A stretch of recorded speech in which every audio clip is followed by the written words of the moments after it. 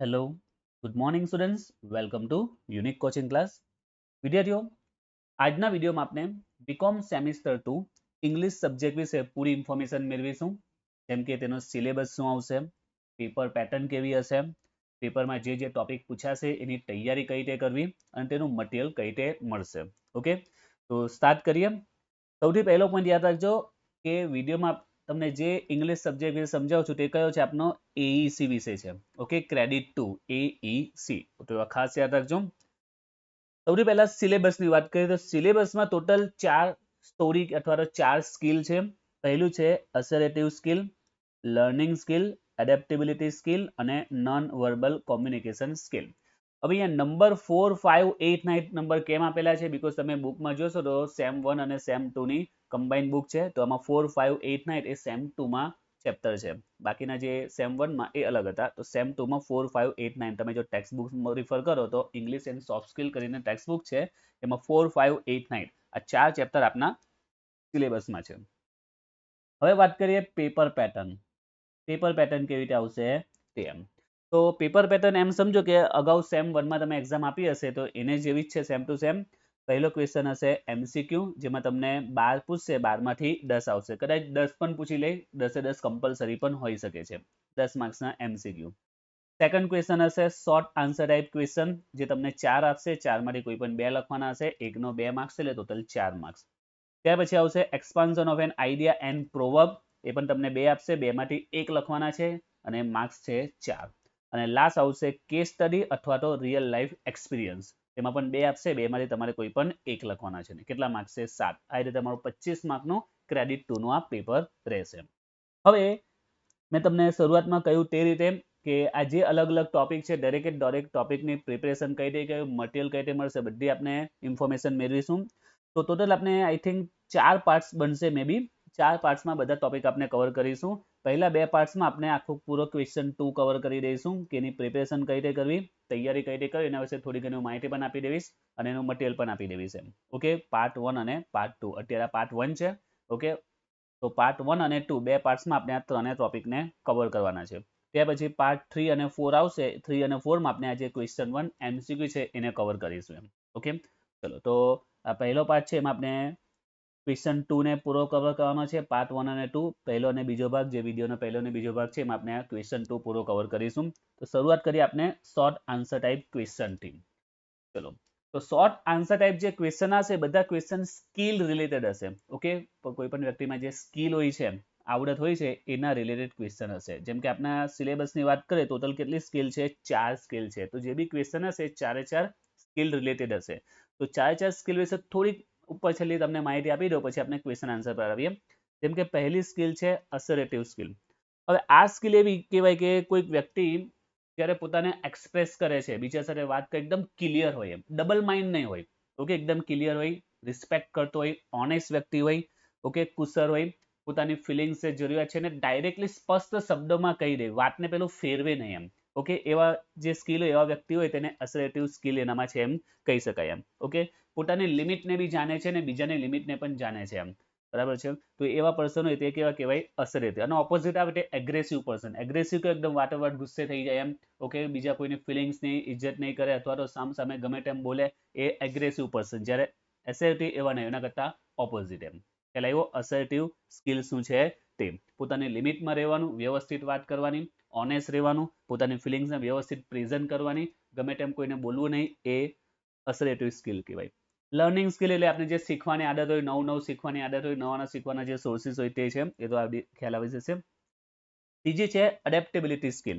હવે આ સ્કિલમાં શું આવશે તે, તો કોઈ પણ પરિસ્થિતિમાં પોતાને મેન્ટેન કરવું એમ. એવું નહીં કે પરિસ્થિતિ બદલાય એટલે આપણું માઇન્ડ બદલાઈ જાય, પરિસ્થિતિ પ્રમાણે ચેન્જ કરવું એમ. અને એક એક્ઝામ્પલ તમને થોડું આઈડિયા આવી જાય. અમુક વ્યક્તિ એવા હોય કે ના, હું તો ફર્સ્ટ ક્લાસ એસીમાં જ ટ્રાવેલ કરું, ટ્રેનમાં ટ્રાવેલ કરો, ખાલી ફર્સ્ટ ક્લાસ એસી, મને સ્લીપર કે જનરલમાં હું નહીં બેસું એમ. તો એ એડેપ્ટેબિલિટી સ્કિલ નહીં કહેવાય. એડેપ્ટેબિલિટી સ્કિલ એટલે શું? પરિસ્થિતિ પ્રમાણે, ધારો કે એસીની ટિકિટ નહીં મળે તો સ્લીપરમાં પણ એડજસ્ટ કરી દે એમ. ઓકે, પરિસ્થિતિ પ્રમાણે પોતાને ચેન્જ કરે, એ કયું કહેવાય? એડેપ્ટેબિલિટી સ્કિલ એમ. ઓકે, થોડું શોર્ટમાં ખાલી સમજાવું છું. ત્યાર પછી નોન વર્બલ કોમ્યુનિકેશન સ્કિલ, તો આમાં શું આવે, તો કોમ્યુનિકેશન એટલે કે એકબીજા સાથે વાતચીત કરવી, હાવભાવ વ્યક્ત કરવા તે એમ, ઓકે, એ કોમ્યુનિકેશન કહેવાય એમ. તો એમાં નોન વર્બલ એટલે કે બોલ્યા વગર, શબ્દનો ઉપયોગ કર્યા વગર આપણે પોતાની સ્કિલ બીજાની સામે પ્રેઝન્ટ કરવાની છે. તો એ કઈ રીતે કરી શકીએ એમ, કે આપણે શું કહેવા માંગે છે, જેમ કે આપણે આપણા હાવભાવથી, બોડી લેંગ્વેજ પરથી, પછી આંખના ઈશારા પરથી, સ્માઇલ પરથી આપણે જે શું કહેવાય કે આપણે કોમ્યુનિકેશન કરીએ તે એમ, એને શું કહેવાય, નોન વર્બલ કોમ્યુનિકેશન. જેમ કે પ્રાણીઓ છે, પક્ષીઓ છે, બોલતા નથી એમ, પણ એ લોકો એકબીજા સાથે પોતાની જે વાતચીત શેર કરતા હોય છે, એ નોન વર્બલ કોમ્યુનિકેશન સ્કિલ છે. તો એ ટોપિક છે. હવે જે ક્વેશ્ચન આન્સર આવશે એના પર આપણે આવીએ.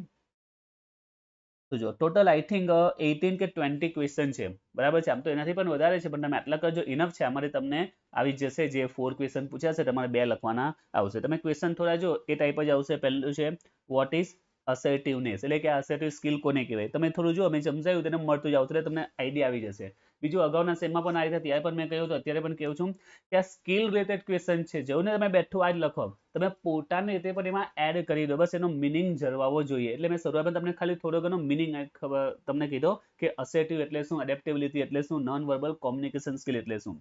જો assertiveness is standing up for yourself and expressing your thought, feeling and needs in a clear and respectful way.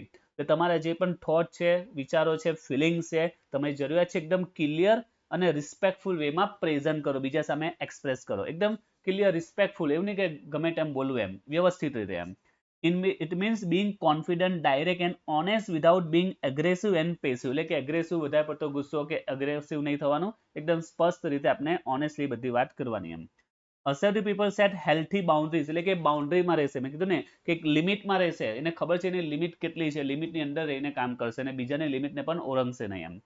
Communicate effectively and build strong relationship based on mutual respect. Okay, બધા સાથે સારા રિલેશનને maintain કરશે, તો એ શું કહેવાય, અસર્ટિવનેસ. Okay, તો બસ તમે આ રીતે એક એક શબ્દને સમજો, પછી તમે પોતાની ટાઈમે ચેન્જ પણ કરો, ચાલી જશે, એક્ઝામમાં તમને માર્ક્સ મળશે, બટ એનો જે મિનિંગ છે એ મેન્ટેન થવો જોઈએ. તો એ રીતના ક્વેશ્ચન છે. બીજો જેમ કે છે અસર્ટિવનેસ ડિફરન્ટ ફ્રોમ અગ્રેશન, બંનેનો ડિફરન્સ શું છે તે. તો અહીંયા મેં જે તમને આન્સર આપ્યા છે એકદમ અલગ રીતે આપ્યા છે, એટલે તમને સમજવું અને વાંચવું એકદમ ઇઝી પડે. તો પહેલા અસર્ટિવનેસ શું છે એ સમજાયું છે, ત્યાર પછી અગ્રેશન સમજાયું છે કે attack or hurt others, demand own way without regard, એટલે કે ડિમાન્ડ ઓન વે એટલે પોતે સાચું, એના પોતે જે કે સાચું, પોતાને જે જોઈએ મળવું જ જોઈએ, એ એગ્રેસિવ કહેવાય. Ignore other feelings and needs can be physical or verbal. Okay, ખ્યાલ આવ્યો અગ્રેશન શું છે તે. તમે પોતાની રીતે બીજા શબ્દ પણ એડ કરી શકો છો એમ. ક્લિયર? તો અત્યારે હું થોડું ઉપર સમજાવું છું ક્વેશ્ચન, એટલે તમને વાંચવાનું ઇઝી પડશે એમ. એ જ રીતે what are the characteristic of assertive person, એ તમે વાંચશો તો આઈડિયા આવી જશે. પછી why do employ prefer assertive candidate, employers એટલે કે કંપનીના જે માલિક હોય છે એ શા માટે અસર્ટિવ પર્સનને, કેન્ડિડેટને સિલેક્ટ કરે છે. એટલે આ કોમન છે, કોઈ કોમન સેન્સનો ક્વેશ્ચન છે ને. કોઈ પણ માલિક કેવા વ્યક્તિને સિલેક્ટ કરશે, અસર્ટિવ કે એગ્રેસિવ? તો અસર્ટિવને જ લેશે, બીકોઝ આપણે જોયું છે કે અસર્ટિવ પર્સન કોને કહેવાય છે તે. ત્યાર પછી vote are the reasons for the mismatch between education and employment. તમે એકવાર વાંચજો એટલે ખ્યાલ આવી જશે. એટલે કે એજ્યુકેશન અને એમ્પ્લોયમેન્ટ, એમાં શા માટે મિસમેચ થાય છે. મિસમેચ એટલે કે ઘણીવાર આપણે જોવા મળે છે કે એજ્યુકેટેડ હોય છે બટ એને સારી એવી રોજગારી મળતી નથી. તો શા માટે નથી મળતી? જેમ કે પહેલું એક્ઝામ્પલ લો, lack of relevant skill and training. Okay, જે જોબ માટે જાય છે એની સ્કિલ એનામાં નથી હોતી, ટ્રેનિંગ નથી હોતી. બીજો ઓપ્શન તમે જોશો એટલે આઈડિયા આવી જશે. Why it is important to update one's knowledge and skill. શા માટે આપણે પોતાનું જે નોલેજ છે અને સ્કિલ છે ને અપડેટ રહેવું જોઈએ? તો આ તો તમને ખબર પડી જવી જોઈએ, કારણ કે જો આપણે પોતે અપડેટ નહીં રહીશું નવી નવી ટેકનોલોજી સાથે, તો આપણે પાછળ રહી જઈશું. બીકોઝ કંપનીની ડિમાન્ડ છે, પરિસ્થિતિની ડિમાન્ડ છે કે આપણી પાસે નવી નવી ટેકનોલોજીને કઈ રીતે યુઝ કરવું એ આવડવું જોઈએ એમ. ઓકે, નવી નવી જે ટેકનોલોજી એની સાથે અપડેટ રહેવું જોઈએ, અથવા નવું જે નોલેજ છે, સ્કિલ છે, આપણે શીખવી જરૂરી છે, જે આપણે ફ્યુચરમાં કામ લાગશે એમ. એટલે એ ઇમ્પોર્ટન્ટ છે. અને અહીંયા આગળ મેં જે આન્સર લખ્યા એના પોઈન્ટ પ્રમાણે લખ્યા છે. તમે આ રીતે એક્ઝામમાં લખશો તો બી ચાલશે, અને તમને ફાયદો પડશે, યાદ રાખવાનું ઇઝી પડશે. બાકી એક પેરેગ્રાફમાં પણ ચાલી શકે છે, બટ એને બધામાં મેં પોઈન્ટ બનાવ્યા છે, તમને ઘણું ઇઝી લાગશે વાંચવાનું, અને પોઈન્ટ તમે તમારી રીતે એડ પણ કરી શકશો. બસ એને મિનિંગને સમજો. What are the different source you can use to acquire knowledge. એકદમ સિમ્પલ છે. આના તમે જવાબ પણ વાંચવાની જો ને જાતે આવડી જવું જોઈએ કે કયા કયા સોર્સિસ છે જ્યારે તમને નોલેજ મેળવી શકો છો, ક્યાં ક્યાંથી તમને ઇન્ફોર્મેશન મળે, નોલેજ મળે. તો જો books, e books, audio books, okay, online course, webinar, tutorials, mentorship, coaching, workshop, seminar, conference, online communication, એટલે જે સોર્સિસમાં તમને ઇન્ફોર્મેશન મળતી હોય તે, ન્યૂઝપેપર છે, રિસર્ચ પેપર છે, વગેરે આર્ટિકલ્સ છે. What motivate some people to study and learn even there is no अपन even need to do so. હવે આ શું કહે છે, ક્વેશ્ચન ને સમજો કે શા માટે અમુક લોકો તમે જોયા હોય કે જે સ્ટડી કરતા હોય છે, શીખતા હોય છે, ભલે એનું કંઈ જરૂર નહીં હોય, અમુક લોકો એવા હોય છે કે લોકો કંઈ શીખતા હોય ને, બરાબર છે, તો એ લોકોને શીખવાનું ગમે છે પણ એકચ્યુઅલી એને જરૂર જ નથી, તેમ છતાંય શીખે છે. તો શા માટે એ લોકો આવું શીખે છે? કંઈક ધારો કે કોઈક નવો કોર્સ છે અથવા નવી કોઈ ટેકનિક છે, નવી કોઈ પદ્ધતિ શીખે છે, જેને કંઈ કામ જ નથી કરવાની, નથી પર્સનલ કે નથી પ્રોફેશનલ લાઈફમાં, છતાં એને શીખે છે. તો એવું તો શું કઈ વસ્તુ એને મોટિવેટ કરે છે કે જે વસ્તુ એને કામ નથી લાગવાની એ પણ એ શીખવાનો પ્રયત્ન કરે છે? તો જો પહેલું ઓપ્શન શું, રીઝન શું આપ્યા છે? એક તો ક્યુરિયોસિટી, એક ઉત્સુકતા હોય કે ભાઈ આમાં શું હશે, ચલો શીખીએ એમ. લવ ફોર લર્નિંગ, શીખવાનું ગમતું હોય. Desire for personal growth and self improvement, એક પર્સનલ ગ્રોથ કે ભાઈ મને આટલી વિગતો આવડે છે, એક પર્સનલ ગ્રોથ અથવા self improvement. Passion for a particular subject or field, okay, passion હોય કે ના આ સબ્જેક્ટ આ ફિલ્ડમાં બધું જ નોલેજ મેળવી લેવું છે. તો એક આ રીઝન છે કે ઘણા વ્યક્તિને અમુક સ્કિલ હોય છે, અમુક ટેકનિક હોય છે જેને જરૂર નથી હોતી, તેમ છતાં એ લોકો શીખે છે એમ. વોટ ઇઝ એડેપ્ટેબિલિટી, અમને સમજાયું તે દરેક પરિસ્થિતિમાં પોતાને બેસાડી દેવું એમ. Adaptive is the ability to adjust a new or changing situation. જો આપ્યું છે new or changing situation, people or environment, અલગ અલગ લોકો વચ્ચે, પર્યાવરણ વચ્ચે, અલગ અલગ વાતાવરણ વચ્ચે, પરિસ્થિતિમાં પોતાને શું કહેવાય, પોતાને ધારવું એમ, એ રીતે.